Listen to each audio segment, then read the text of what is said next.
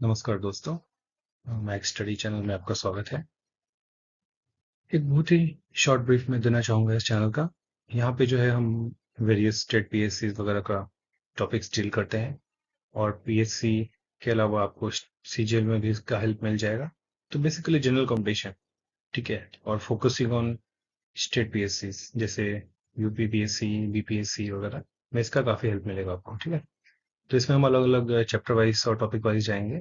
एक एक सब्जेक्ट का एक एक प्लेलिस्ट बनता जाएगा और अलग अलग उसमें टॉपिक्स को हम कवर करते चले जाएंगे, ठीक। और इसमें जो स्टडी होगी काफी आपको मतलब इंटरेक्टिव फील होगी। ऐसा लगेगा नहीं कि बोरिंग सा लेक्चर, ऐसा कुछ भी नहीं है।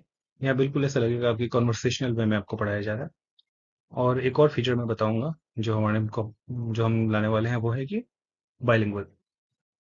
तो जिन स्टूडेंट्स को इंग्लिश नहीं आता उनको भी प्रॉब्लम नहीं होगा, जिनको हिंदी नहीं आती उनको भी प्रॉब्लम नहीं होगा, क्योंकि हम जो भी डेफिनेशन बेस्ड हैं, जो जो मेन मेन पॉइंट्स है उसको दोनों ही भाषा में कवर करने का पूरा कोशिश करेंगे।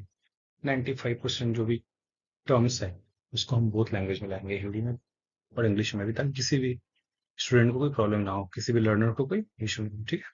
तो ये था हमारा एक बेसिक सा ओवरव्यू हमारे चैनल के बारे में। और आज का हमारा टॉपिक है जो ज्योग्राफी का है, और हम स्टार्ट करने वाले हैं वर्ल्ड ज्योग्राफी। और इसमें आज का टॉपिक है सोलर सिस्टम, ठीक है। काफी इंपॉर्टेंट टॉपिक है और इसमें काफी ज्यादा क्वेश्चंस भी आते हैं आपको। आपने अगर प्रीवियस क्वेश्चन सॉल्व किए होंगे तो आपको पता ही होगा। तो चलिए देर नहीं करते हुए शुरू करते हैं इस टॉपिक को, ठीक है। तो काफी ज्यादा मतलब आपको एक मतलब इंटरेक्टिव ये पढ़ाई आपको लगने वाली है। स्लाइड्स से आपको पिक्चर्स भी आएंगे, डायग्रामेटिक रिप्रेजेंटेशन भी आएगा, तो यानी आपकी मेमोरी में जो चीजें जो है वो छप जाए। क्योंकि हमें पिक्चर मेमोरी जो हम इंसानों की होती है वो ज्यादा होती है रेदर देन स्टडी करके, और वो मेमोरी लिसनिंग करने से या फिर सोचने पढ़ने से उससे ज्यादा पिक्चराइज मेमोरी ज्यादा काम करती है। तो हम सबको मिक्स करके आगे बढ़ने का अप्रोच रखने वाले हैं, ठीक है। तो चलिए शुरू करते हैं आज का टॉपिक, सोलर सिस्टम। हमारे चैनल मैक्स स्टडी का श्री गणेश करते हैं इस टॉपिक का। तो सोलर सिस्टम क्या है, सबसे पहले तो डेफिनेशन देखेंगे सोलर सिस्टम का। सोलर सिस्टम होता क्या है? सोलर सिस्टम एक कलेक्शन है 8 प्लैनेट्स का। यानी पहले बुक डेफिनेशन देख लेते हैं इंग्लिश हिंदी में। Solar system is the collection of 8 planets and their moons in orbit around the sun, together with smaller bodies, asteroids, meteorites and comets। यानी सोलर सिस्टम एक कलेक्शन है, यानी संग्रह है 8 प्लैनेट का और उनके उपग्रहों का, जो सन के अराउंड है। उसके साथ साथ जो मिलती हैं इसमें वो है स्मॉलर बॉडीज, यानी कि एस्ट्रॉयड यानी क्षुद्र ग्रह, मेट्रॉयड यानी उल्का पिंड, एंड कॉमेट्स यानी धूमकेतु। यानी ये सारी चीजें मिला के सोलर सिस्टम का निर्माण करती है। इसमें सिर्फ सन नहीं, सन के अलावा 8 प्लैनेट, उन प्लैनेट्स के मून्स यानी उनके उपग्रह, सैटेलाइट्स कह सकते हैं, एस्ट्रॉयड यानी क्षुद्र ग्रह, मेट्रॉयड यानी उल्का पिंड, एंड कॉमेट्स यानी धूमकेतु। ये सब मिला के बनाते हैं सोलर सिस्टम, ठीक है। तो ये डेफिनेशन पता होने से भी क्वेश्चन सॉल्व हो जाते हैं, इसलिए डेफिनेशन अच्छे से पता होनी चाहिए। अब क्वेश्चन कैसे आएंगे, जैसे वो आपको 4 ऑप्शंस दे देंगे कि इनमें से कौन सा सोलर सिस्टम का पार्ट नहीं है, ठीक है। तो आपको पता है क्या क्या पार्ट है, तो आप आसानी से फिगर आउट कर सकते हैं। जैसे एक एग्जांपल में देता हूँ आपको, हाइपोथेटिकल में भी आया भी हो कहीं पर, कि which of this is not a part of solar system, ठीक। ऑप्शंस रहेंगे, आपको प्लैनेट का नाम दे देंगे, एस्टेरॉयड, मेटेरॉयड, कॉमेट, और दे देंगे साथ में स्टार, ठीक है। तो कोई भी स्टार, नॉर्मल स्टार, तो obviously star is not part of solar system. Sun है हमारा, तो वो तो सन तो स्पेसिफिक है। एक और ऑप्शन आ सकता है कि एस्टेरॉयड के साथ मेटेरॉयड दे देंगे, प्लैनेट का नाम देके साथ में नेबुला दे सकते हैं, ठीक है। तो नेबुला भी पार्ट नहीं है। तो इस तरह से डेफिनेशन बेस्ड क्वेश्चन आते हैं। अगर आपको डेफिनेशन पता है तो इजीली आप इस क्वेश्चन को सॉल्व कर देंगे, ठीक है। चलिए नेक्स्ट टॉपिक है जो हम आते हैं वो है प्लैनेट्स का, ठीक है। तो प्लैनेट्स 8 हैं, Mercury, Venus, Earth, Mars, Jupiter, Saturn, Uranus and Neptune. ध्यान देने की बात यह है कि इसमें हम सन से दूर होते हुए जा रहे हैं, यानी मरकरी सबसे पास, वीनस, अर्थ, ऐसे करते करते सब जितने बाद के प्लैनेट्स है वो सन से डिस्टेंस वाले हैं। और Mercury, Venus, Earth, Mars, Jupiter, Saturn, Uranus and Neptune इस सीरीज में याद रखना है, ताकि आपको डायग्राम बनाने में या कोई क्वेश्चन सॉल्व करने में प्रॉब्लम ना हो। तो इस तरह से हमारा अप्रोच होता है, ठीक है। नेक्स्ट है हमारा सन। तो सन ही हमारा सन ऑफ सोलर सिस्टम का जो सेंटर है। तो सन को देखते हैं, सन में क्या है, क्या इंटरेस्टिंग है, क्या टॉपिक है। तो सन क्या है कि स्टार है, सन इज ए स्टार। सो आपको पता ही होगा सन एक स्टार है, टाइप ऑफ स्टार है। तो उसका सोर्स ऑफ एनर्जी क्या है? इसका सोर्स ऑफ एनर्जी है न्यूक्लियर फ्यूजन। जितने भी स्टार्स होते हैं उनका सोर्स ऑफ एनर्जी होता है न्यूक्लियर फ्यूजन। उसको हिंदी में नाभिकीय संलयन कहते हैं। ठीक है। तो ये हमने 5-6 में भी पढ़ा है, साइंस में सब्जेक्ट में पढ़ा होगा। इसमें दो हाइड्रोजन कंबाइन करके बनाते हैं एक हीलियम, और ये रेडिएट करता है काफी ज्यादा इमेंस एनर्जी। न्यूक्लियर फ्यूजन तो पता ही होगा कितना ज्यादा एनर्जी जनरेट करता है। ठीक है, बताने की जरूरत नहीं है, सबको पता है न्यूक्लियर फ्यूजन क्या चीज है। तो इसमें क्या है कि न्यूक्लियर फ्यूजन जो है वो मतलब मिलके बनाता है एनर्जी। ठीक है, दो हाइड्रोजन कंबाइन होते हैं, एक हीलियम बनाता है और एक एनर्जी करता है। तो सन में क्या, सन का कंपोजिशन क्या है? सन का कंपोजिशन है 70% हीलियम, सॉरी 77% हाइड्रोजन और 26.5% हीलियम। ठीक है, और 2.5% अदर गैसेस हैं। 71% हाइड्रोजन, हाइड्रोजन क्या दिखता है इसमें। ठीक है, 26.5% हीलियम और 2.5 अदर गैसेस। ये सब याद होने चाहिए, इसमें कुछ समझने का नहीं है, जस्ट डायरेक्टली दिमाग में छप जाना चाहिए कि हाइड्रोजन 71, हीलियम 26 और अदर गैस 2.5। तो जितने सारे हाइड्रोजन कंबाइन हो जाएंगे हीलियम बनाने के लिए तो सन खत्म हो जाएगा। ठीक है, ये सारे स्टार्स से ऐसा ही होता है। जब सारे हाइड्रोजन खत्म हो जाते हैं, हीलियम बन जाता है, तो सन का लाइफ खत्म। सन तो गैसियस है, तो सन का लाइफ खत्म हो जाएगा। Sun will finish one day in the future, in the far far far distant future. तो लाइफ ऑफ सन क्या है? 5 मिलियन अप्रोक्स। यहाँ पे कुछ भी फिक्स नहीं होता, एक साइंटिस्ट का एक वो है, इमेजिनेशन है, based on so many facts. तो उन्होंने एक 5 million life of sun expect किया हुआ है। ठीक है, तो ये डेटा, ये फिगर्स हमें याद होने चाहिए। चलिए नेक्स्ट टॉपिक पे आते हैं सन के बाद। तो सेंटर की बात कर रहे थे हम। तो सेंटर जो है सन का, उसकी जो टेम्परेचर है वो है 15 मिलियन डिग्री सेल्सियस। ठीक है, तो ये जैसे ये सन है, मान लो ये सन का डायग्राम है। ठीक है, तो उसका जो सेंटर है उसका जो है टेम्परेचर 15 मिलियन, ध्यान रखिएगा। ठीक है, ये सब इंपॉर्टेंट है। ये सब जो फिगर्स है ना, ये हमें एज से याद होने चाहिए। ठीक है, तो सेंटर का 15 मिलियन है, सरफेस का 6000 डिग्री सेल्सियस है, जो हमने लिखा हुआ है यहाँ पे, सरफेस का 6000 डिग्री सेल्सियस। उसके बाद सन स्पॉट यानी सौर कलंक जिसको बोलते हैं, उसका है 1500 डिग्री सेल्सियस, यानी ये है सौर कलंक। ठीक है, तो इसके होते हैं 1500 डिग्री सेल्सियस। ठीक है, 1500 1500 डिग्री सेल्सियस। उसके बाद फिर से एक बार उसको रिवाइज करते हैं। फोटोस्फीयर जो है आउटर लेयर है, लाइट यहीं से आता है। सेंटर जो है उसका जो है 15 मिलियन डिग्री सेल्सियस टेम्परेचर है, सरफेस का 6000 डिग्री सेल्सियस है। ऑब्वियसली सेंटर है जहाँ जो कोर है किसी चीज का, किसी बर्निंग गैस का, तो ऑब्वियसली उसका टेम्परेचर ज्यादा होगा, राइट। तो इसलिए 15 मिलियन है, ऐसे याद रख सकते हैं। 15 मिलियन है, सरफेस थोड़ा कम है, 6000 डिग्री सेल्सियस है। और सन स्पॉट जो सौर कलंक है उसका 1500 डिग्री सेल्सियस। और सोलर फ्लेम, सौर ज्वाला, ये क्या है कि ये फ्लेम्स हैं, ये इसकी हीट है जो अदर प्लैनेट्स तक जाती है और अर्थ तक भी आती है। ठीक है, तो ये जो फ्लेम है सौर सौर जिसको सौर ज्वाला बोलते हैं, ये जो सोलर फ्लेम है ये आती है अर्थ तक। तो इसमें क्या इंपॉर्टेंट क्वेश्चंस बनते हैं। ठीक है, तो आपको हमारे ग्रेविटी जो अर्थ का है के कारण आते हैं अर्थ तक, पोल्स तक। पोल्स पे ज्यादा ग्रेविटी है obviously, north pole south pole, तो इसको ऑरोरा बोलते हैं। ठीक, तो चलिए आगे देखते हैं ऑरोरा के बारे में। ठीक है, तो नॉर्थ पोल पे जो है ऑरोरा बोरियलिस बनता है, और साउथ पोल पे जो है ऑरोरा ऑस्ट्रेलिस बनता है। ठीक, तो याद रखने का ये है कि साउथ में जो है साउथ पोल के पास ऑस्ट्रेलिया है, तो ये ऑरोरा ऑस्ट्रेलिस से हम इसको कोरिलेट कर सकते हैं। ठीक है, तो नॉर्थ पोल जो है ऑरोरा बोरियलिस और साउथ पोल है ऑरोरा ऑस्ट्रेलिस। तो अलग अलग जगहों पे जाने के हिसाब से सोलर फ्लेम जो है वो रेडिएशन और रेडिएट करते हैं लाइट को। तो वो हम आगे डायोड पिक्चर्स भी देखने वाले हैं उसका, काफी इंटरेस्टिंग होते हैं। तो ताकि आपको पिक्चरेटिक मेमोरी से आपको याद हो जाए। ठीक है, सोलर इक्लिप्स क्या होता है? सोलर इक्लिप्स जैसा सबको पता ही है, मून आ जाता है बिटवीन सन एंड अर्थ। जैसे ये पिक्चर में देखिए, मून है और ये सन है और ये अर्थ है। ठीक, तो ऑब्वियसली जब लाइट आएगी सन से, तो लाइट जो है ये ढक जाएगा, राइट। हम यहाँ से देखेंगे तो सन हमें वो दिखेगा, मतलब ढका हुआ दिखेगा, राइट। तो दो तरह के होते हैं, कंप्लीट सोलर इक्लिप्स। ठीक है, तो इसमें मिड पार्ट पूरी तरह से हाइड हो जाता है, बीच का जो पार्ट है पूरी तरह से हाइड हो जाता है और सिर्फ साइड की विजिबल होते हैं।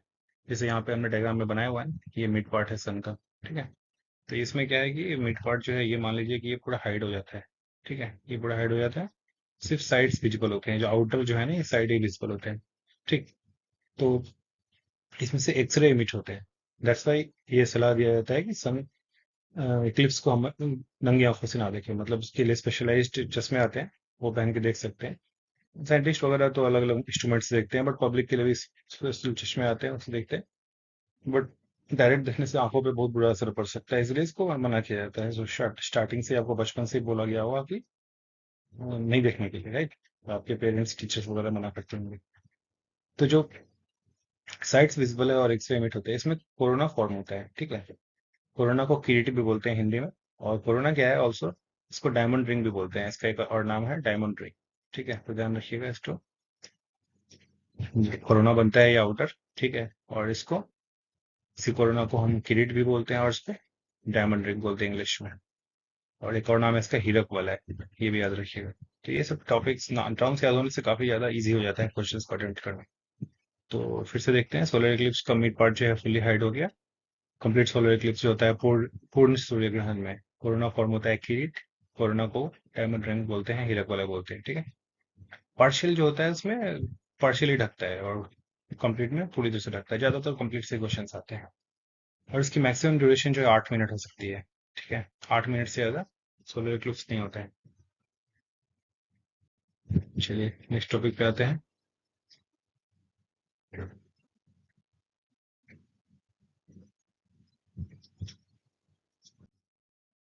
देखिए, तो हमने बोला था ना ऑरोरा बोरियलिस और ऑरोरा ऑस्ट्रेलिस, दो हमने टर्म बताए थे, तो यही है ऑरोरा बोरियलिस का एक्चुअल डायग्राम। एक्चुअल इसका विजुअल्स पिक्चर्स ऐसा दिखता है जब लाइटिंग होती है ना।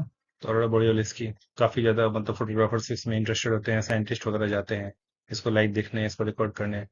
तो ये है फिनोमेना ऑरोरा बोरियलिस का। उम्मीद करता हूँ ये सब पिक्चर देखने के बाद दिमाग में बिल्कुल सेट हो जाएगा, छप जाएगा, आप भूलेंगे नहीं इसको, इसलिए हमने इस पिक्चर्स को अरेंज किया है। ठीक है, और नेक्स्ट आते हैं ऑरोरा ऑस्ट्रेलिस पे। तो ऑरोरा ऑस्ट्रेलिस कुछ ऐसा दिखता है, ये सब रियल इमेज है। ठीक है, तो ये ऑरोरा ऑस्ट्रेलिस है और वो था ऑरोरा बोरियलिस। और ये है सोलर एक्लिप्स। तो अब बचपन में हम में से कई लोगों ने एक्सरे की मदद से देखा होगा, एक्सरे का जो फिल्म आता है उससे हम छुप के देखते थे छोटे में, बचपन में तो इस तरह से दिखता था कई बार। तो ये सोलर एक्लिप्स है। ठीक है, चलिए आगे बढ़ते हैं, सन के बारे में और जानते हैं। सन का क्या होता है कि आपको ये तो पता ही होगा कि लाइट रीच करता है, 8 मिनट लगते हैं सन से अर्थ पे लाइट आने में। Light reaches approx 8 minute from sun to earth, यानी लाइट जो चलता है सन से उसको अर्थ तक आने में 8 मिनट लग जाता है। ठीक।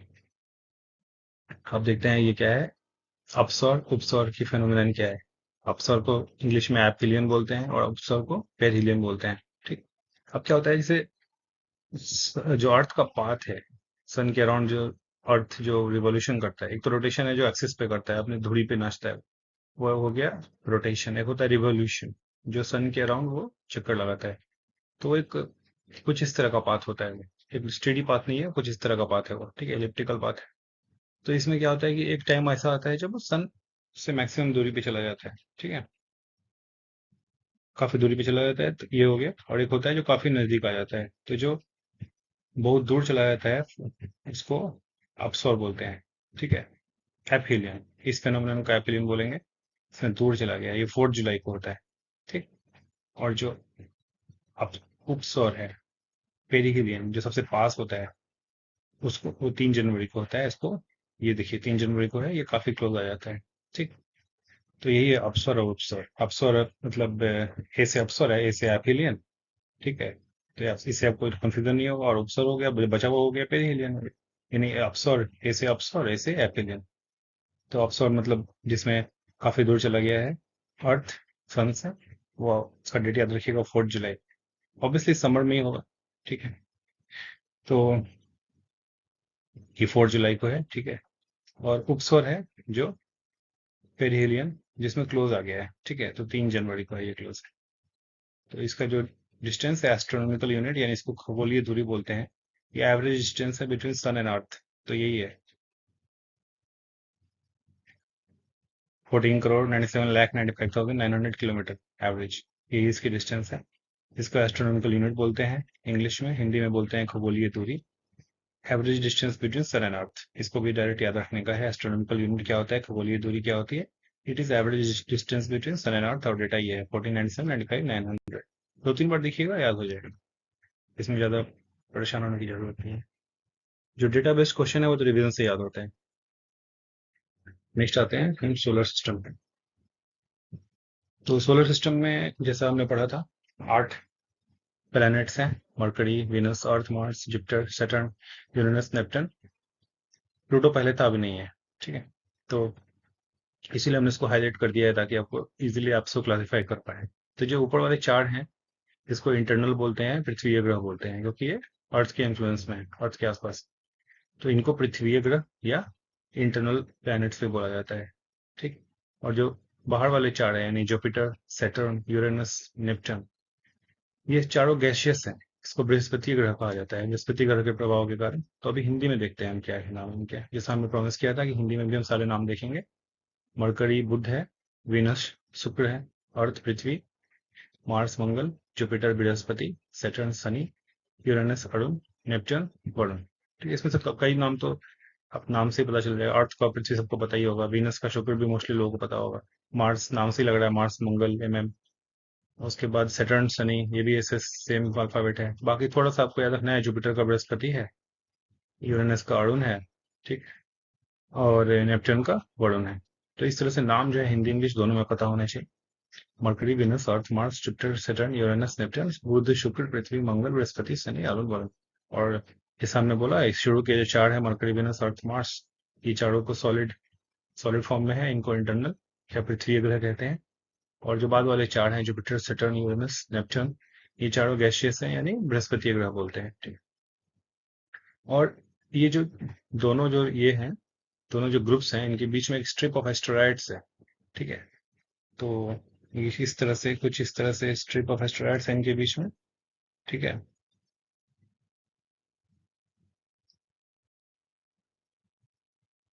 ये जो 4 है ना, तो इनके बीच में एक स्ट्रिप ऑफ एस्टेरॉइड्स है, जो इनको मतलब एक तरह से अलग करता है, ठीक। तो इनको क्षुद्र ग्रह बोलते हैं। तो प्लेनेट वाइज हम जाएंगे इसमें। तो सबसे पहले जो है मरकरी, जैसे कि हमने बोला था, मरकरी, वेनस, अर्थ, मार्स, ऐसे करके हम सीरीज में जाने वाले हैं। तो इसमें हम जो है एक एक करके इनको कवर करने वाले हैं। इसमें कुछ छोटे छोटे बुलेट पॉइंट्स है जो आपको याद होने चाहिए, जो हम 2-3 बार आप पढ़ेंगे। आप एक दो दो 3 बार से वीडियो को देखिएगा, आपको याद ही हो जाएगा। एक बार में तो काफी कुछ समझ में आ जाएगा, 2 से 3 रिवीजन में आपको सब याद हो जाएगा, ठीक है। तो पहला है मरकरी यानी बुध। उसका फर्स्ट पॉइंट क्या है, नियरेस्ट टू सन। उसे पता ही है, हम जो क्लोज से फाड़ गए थे, तो हम जो हम सन के पास से सन के दूर गए थे, राइट। सन के सबसे पास क्या है, मरकरी। इससे mercury, Venus, Earth, Mars, right, 4 नजदीक वाले हैं। तो इस तरह से मरकरी बुध यानी nearest to sun, first point हो गया। सेकेंड पॉइंट है स्मॉल प्लैनेट, छोटा प्लैनेट है ये। रोटेशन यानी परिक्रमण जो है, इसका काल जो है वो 88 दिन का है। अब इसका रीजन क्या है, ऑब्वियस सा रीजन है, ये ज्यादा क्लोज है। अब सन से जितना जो क्लोज रहेगा, जैसे कि सन बीच में है, सपोज दैट सन एक जगह पे है, तो अब मान लीजिए ये सन हुआ है, ठीक है। अब इसके पास जो रहेगा, उसका इसका रोटेशन ऑब्वियसली फास्ट होगा, और जो दूर होगा उसके रोटेशन में टाइम लगेगा, राइट, रिवॉल्यूशन में। कोई प्लेनेट यहाँ पे है तो उसको इतना बड़ा डिस्टेंस ट्रेवल करना पड़ेगा। तो जो जितना क्लोज होगा उसका डिस्टेंस जो है कम पड़ेगा, उसका टाइम भी कम पड़ेगा, लाइक दैट, ठीक है। तो इस तरह से इसका जो है परिक्रमण काल जो है 88 दिन का है, क्योंकि ये क्लोज है। उसके बाद मैग्नेटिक फील्ड प्रेजेंट होता है इसमें, ये पॉइंट है। इसके बाद टेम्परेचर डिफरेंस यानी तापांतर बहुत ज्यादा है इसका, 600 डिग्री सेल्सियस का टेम्परेचर डिफरेंस है, ठीक है। मैक्स 450 प्लस चला जाता है दिन के टाइम में, और -150 चला जाता है रात के टाइम में। तो इस तरह से 600 के आसपास का डिफरेंस है इसका ताप का। और सैटेलाइट इसके पास नहीं है, इसके पास कोई उपग्रह नहीं है, ठीक है। तो ये थे मरकरी के पॉइंट्स। एक बार हम फिर से रिकैप कर लेते हैं, मरकरी के क्विक रिकैप कर लेते हैं पॉइंट्स का। फर्स्ट पॉइंट है नियरेस्ट सन, ठीक है, मरकरी बुध जो है नियरेस्ट सन है। दूसरा पॉइंट है कि ये स्मॉल प्लैनेट है, यानी कि छोटा प्लैनेट है। तीसरा पॉइंट है कि इसका जो परिक्रमण काल है, रोटेशन काल है, वो 88 दिन का है, क्योंकि ये नजदीक है, क्लोज है। उसके बाद मैग्नेटिक फील्ड इसमें है, और टेम्परेचर डिफरेंस यानी तापांतर बहुत ज़्यादा है, 600 डिग्री सेल्सियस का है। मैक्सिमम 450 प्लस चला जाता है डे टाइम में, और -150 चला जाता है नाइट टाइम में। उसके पास कोई उपग्रह नहीं है, ठीक है। वो सिंपल था। बुध के छोटे छोटे बुलेट पॉइंट्स हैं जो हमने याद कर लिए। नेक्स्ट आते हैं हम वीनस पे, ठीक है। तो वीनस जो है ये सबसे नजदीक है अर्थ का। वीनस का हिंदी नाम जो है वो है शुक्र, ठीक है। तो नाम जो है साथ साथ याद करते रहिए ताकि बाद में प्रॉब्लम ना आए किसी तरह की कोई भी क्वेश्चन सॉल्व करने में। तो वीनस जो है वो शुक्र है, वो नियरेस्ट टू अर्थ है, और करीब वीनस अर्थ, वीनस के बाद ही अर्थ आता है, तो नियरेस्ट टू अर्थ है। पहला पॉइंट ये हो गया। दूसरा पॉइंट हो गया मोस्ट ब्राइट एंड हॉट, सबसे ज्यादा चमकीला और गर्म है, ठीक है। अब इसका रीजन, अब कई बार स्टूडेंट्स सोचते होंगे कि मरकरी वीनस यानी मरकरी ज्यादा नजदीक है तो उसको ज्यादा हॉट होना चाहिए, सन से ज्यादा नजदीक है ऑब्वियसली तो ज्यादा हीट मिलेगा उसको। बट ऐसा नहीं होता है। यहाँ हमें साइंटिफिकली सोचना है और इसको याद रखना है ताकि हमें क्वेश्चंस में कंफ्यूजन ना हो। ज्यादा CO2 होता है एटमोसफेयर में, 98% होता है अप्रॉक्स वीनस के, तो ये ज्यादा हीट ऑब्जर्व करता है, इस कारण से ज्यादा हॉट होता है। तीसरा है मॉर्निंग स्टार, चौथा है इवनिंग स्टार भी इसको बोलते हैं, पांचवा है हॉट सिस्टर है ये, क्योंकि शेप और डेंसिटी में काफी सिमिलर होता है तो इसको हॉट सिस्टर कहा जाता है। ट्विन सिस्टर ऑफ अर्थ भी कहा जाता है इसको, ठीक है। अब एक पॉइंट ये है कि वीनस और यूरेनस का अपोजिट रिवोल्यूशन होता है, यानी ईस्ट टू वेस्ट होता है इनका, ठीक है। बाकी जो प्लैनेट्स होते हैं उनका रिवोल्यूशन वेस्ट टू ईस्ट होता है, इसलिए सनराइज ईस्ट में होती है। बट यहाँ पे वीनस में और यूरेनस में उल्टा है, इनका बिल्कुल अपोजिट है, इसलिए सनराइज इनका वेस्ट में होता है। सूरज पश्चिम में उगता है इनका लिटरली, ठीक है। तो ये इंपॉर्टेंट पॉइंट है, एक बार इसको रिवाइज करते हैं क्विक रिकैप। वीनस जो है नियरेस्ट टू अर्थ, सेकेंड है मोस्ट ब्राइट एंड हॉट क्योंकि ज्यादा CO2 है एटमोस्फेयर में 98%। Morning star, evening star, earth sister, similar in shape and density, twin sister of earth. और वीनस और यूरेनस का जो है अपोजिट रिवोल्यूशन होता है ईस्ट टू वेस्ट, इसलिए इनका सनराइज वेस्ट में होता है। ये डायरेक्ट क्वेश्चन इससे आ सकता है कि किन प्लैनेट्स का सनराइज वेस्ट में होता है, आपको याद होना चाहिए वीनस और यूरेनस, ठीक है। इधर से सेकंड, उधर से भी सेकंड लास्ट। आगे बढ़ते हैं। थर्ड है अर्थ, यानी हमारी पृथ्वी, हमारी अपनी पृथ्वी में। तो अर्थ का क्या है, अर्थ के पॉइंट्स जो है बहुत ही इंटरेस्टिंग और छोटे छोटे पॉइंट्स हैं, यानी ब्लू प्लैनेट है, नीला ग्रह, 23 डिग्री टिल्टेड ऑन एक्सिस, अपने एक्सिस पे 23 डिग्री है, टिल्टेड है। तो इसमें एक क्वेश्चन ये आता है कि ऋतु परिवर्तन क्यों होते हैं। ऋतु परिवर्तन दो कारण से होते हैं, एक तो होता है उनका रिवोल्यूशन और दूसरा होता है इनका टिल्ट। तो इसमें टिल्ट है 23 डिग्री का एक्सिस पे, इसीलिए यहाँ पे सीजन चेंज होता है, ठीक है। थर्ड पॉइंट है 24 hours approx in one rotation, एक रोटेशन में लगभग 24 घंटे लगते हैं, ठीक। उसके बाद रोटेशन में, और 365 days 6 hours in one revolution, यानी जो सन के अराउंड जो रिवोल्यूशन इसका होता है उसमें 365 दिन 6 घंटे लगते हैं। तो ये 6 घंटे जो एक्स्ट्रा हो रहा है ना, ये 6 चौक 24 यानी 4 सालों में एक बार 24 घंटे हो जाते हैं, तो एक दिन हो जाता है एक्स्ट्रा। तो every 4 years one leap year बनाते हैं, जिसमें एक बढ़ाते हैं हम लोग, ठीक है। तो हमने पढ़ा था ना, लीप ईयर में एक बढ़ाओ, 30 दिनों का माह सितंबर, वैसे अप्रैल जून नवंबर बाकी सबको 31 मानो, फरवरी को 28 जानो, लीप ईयर में एक बढ़ाओ, तो लीप ईयर में एक बढ़ाते हैं हम लोग, तो इसी कारण बढ़ाते हैं। ओनली वन सैटेलाइट है, एक ही इसका उपग्रह है, चांद, मून, ठीक है। एक बार फिर से इसको रिकैप करते हैं। Earth is blue planet. Second fact है 23 degree tilted on axis, 24 hour approx in one rotation, 365 days 6 hours in one revolution, every 4 years one leap year, and only one satellite moon, that's all, यही point. Mars पे आते हैं, अगले planet पे। Mars को मंगल कहा जाता है, Mars is also called as red planet, ठीक है।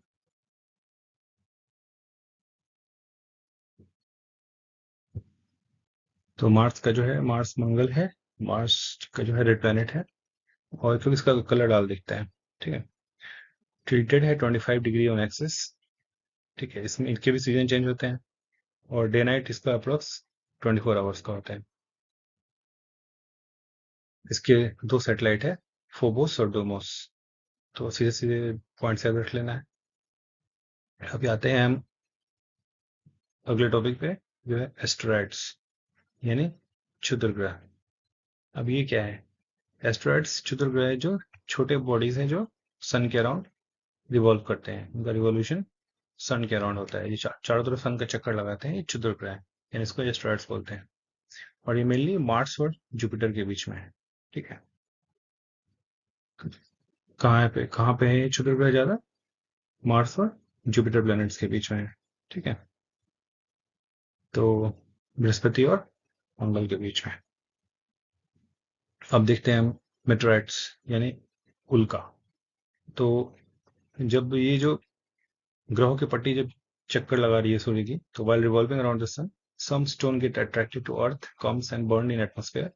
टूटा हुआ तारा जिसको बोलते हैं, वो तारा नहीं होता बेसिकली, वो मेटेराइट्स होता है, उल्का होता है। और हम उसको बेसिकली शायरी में या फिर टर्म्स में हम टूटा हुआ तारा बोलते हैं, कई गाने बने हैं इस पे, राइट। तो मेटेराइट्स क्या है? उल्का है। while revolving around the sun कुछ स्टोन्स ऐसे होते हैं जो अट्रैक्ट हो जाते हैं अर्थ पे ड्यू टू इट्स ग्रेविटी, और आके जल जाते हैं एटमोस्फेयर में, और उसको टूटा हुआ तारा भी बोलते हैं। और अगर वो धरती तक पहुंच गए, जो कई बार बड़े होते हैं साइज में मेटेराइट्स, तो कभी धरती पे पहुंच जाते हैं।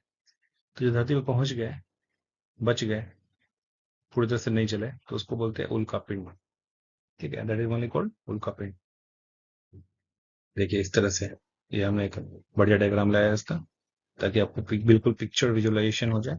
इस तरह से गिरता है, तो जैसे ही एटमोस्फेयर कॉन्टेक्ट में आता है, फ्रिक्शन होती है और वो बर्न करने लगता है, जलने लगता है। ठीक है, तो कई बार जल के ऊपर ही खत्म हो जाता है, कई बार उसका एक टुकड़ा हमारे धरती पे भी आ जाता है। तो यही है एस्टेरॉयड, इसका क्षुद्र ग्रह बोलते हैं। नेक्स्ट देखिए मेटेरॉयड, उल्का। ठीक है। और मून के स्टडी को जो है हम बोलते हैं सेलेनोलॉजी। ठीक है। और थर्ड पॉइंट हमें याद रखना है कि ओनली 57% जो है वो विजिबल है मैक्स मून का हमारे को, 57% ही दिखता है। ठीक है। तो फर्स्ट हो गया revolve around the sun, rotation and revolution time almost the same. Second है सेलेनोलॉजी, सेलेनोलॉजी बोलते हैं स्टडी ऑफ मून को। थर्ड है ओनली 57% विजिबल मैक्सिमम। चलिए नेक्स्ट स्लाइड पे आते हैं। मून। मून के अंदर क्या होता है? धूल का एक मैदान होता है जिसको सी ऑफ ट्रैंक्विलिटी बोलते हैं। ठीक है, इसको डायरेक्ट याद रखना है। जस्ट का एक धूल का मैदान होता है जिसको सी ऑफ ट्रैंक्विलिटी बोलते हैं। मून पे जो है मेन, यानी जो इंसानों की लैंडिंग हुई थी फर्स्ट टाइम 1969 में हुई थी, जो नील आर्मस्ट्रॉन्ग जो गए थे। ठीक है। तो ये मून की लैंडिंग हुई थी 1969 में, ये डाटा याद रखिएगा। उसके बाद कुछ और टॉपिक्स है मून के, जो है सुपर मून। तो सुपर मून क्या होता है? सुपर मून में क्या होता है कि क्लोजेस्ट टू द अर्थ होता है, और इसके कारण ये ज्यादा ब्राइटर और ज्यादा लार्जर दिखता है। तो ये डेटा है कि इसमें 14 गुना ब्राइट लार्जर और 30% ब्राइटर नॉर्मल मून से। नॉर्मल टाइम जो मून दिखता है उससे 14 गुना ज्यादा बड़ा और 30 गुना ज्यादा चमकीला दिखता है, इसको सुपर मून बोलते हैं। ठीक है। तो अब क्या है कि अगर 2 बार फुल मून आ गया मंथ में, तो इसको ब्लू मून बोलते हैं। नॉर्मली एक बार ही होता है। ठीक है। तो लेकिन अगर 2 बार हो गया फुल मून मंथ में, यानी पूर्णिमा, तो इसको ब्लू मून बोलते हैं।